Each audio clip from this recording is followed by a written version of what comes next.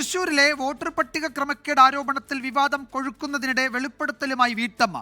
പൂങ്കുന്നത്തെ capital village അപ്പാർട്ട്മെന്റിൽ തങ്ങളുടെ മേൽവിലാസത്തിൽ 6 കള്ളവോട്ടുകൾ ചേർത്തു എന്നാണ് വീട്ടമ്മയുടെ വെളിപ്പെടുത്തൽ. പിന്നീട് 24 നടത്തിയ അന്വേഷണത്തിൽ പ്രസന്ന അശോകന്റെ പേരിലുള്ള മേൽവിലാസത്തിൽ 9 വോട്ടുകൾ ചേർത്തതായി കണ്ടെത്തുകയും ചെയ്തു. പരാതി നൽകിയെങ്കിലും ഒരു നടപടിയും ഉണ്ടായിട്ടില്ല എന്ന് പ്രസന്ന അശോകൻ 24നോട് പറഞ്ഞു. 24 ഇൻവെസ്റ്റിഗേഷൻ.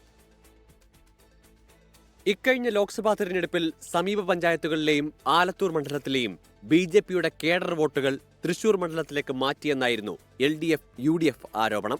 ഇത് സ്ഥിരീകരിക്കുന്ന വെളിപ്പെടുത്തലാണ് 24ലൂടെ പ്രസന്ന അശോകൻ നടത്തിയത്.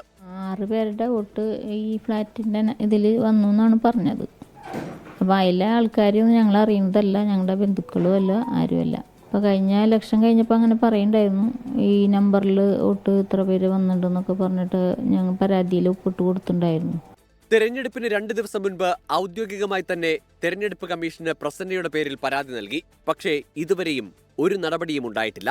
തെരഞ്ഞെടുപ്പുമായി ബന്ധപ്പെട്ട പരാതികളെല്ലാം തീർപ്പാക്കിയെന്ന് വാദിക്കുന്ന തെരഞ്ഞെടുപ്പ് കമ്മീഷനെ വെട്ടിലാക്കുന്നതാണ് വീട്ടമ്മയുടെ വെളിപ്പെടുത്തൽ. വെളിപ്പെടുത്തലിന്റെ പശ്ചാത്തലത്തിൽ 24 നടത്തിയ അന്വേഷണത്തിൽ 9 പേർ പ്രസന്നയുടെ മേൽവിലാസത്തിൽ പേരു ചേർത്ത് വോട്ട് ചെയ്തതായി കണ്ടെത്തി. ക്യാമറമാൻ ബിനേഷ് ബാബുരാജിനൊപ്പം സൂരജ് സജി, 24 തൃശൂർ. ലോകത്തെവിടെയായാലും ഏത് സമയത്തും 24 വാർത്തകളും ഓഗ്മെന്റഡ് റിയാലിറ്റി പാക്കേജുകളും എക്സ്പ്ലെയിനറുകളും വിശദമായി കാണാൻ ഞങ്ങളുടെ യൂട്യൂബ് ചാനൽ നിങ്ങൾക്ക് സബ്സ്ക്രൈബ് ചെയ്യാം.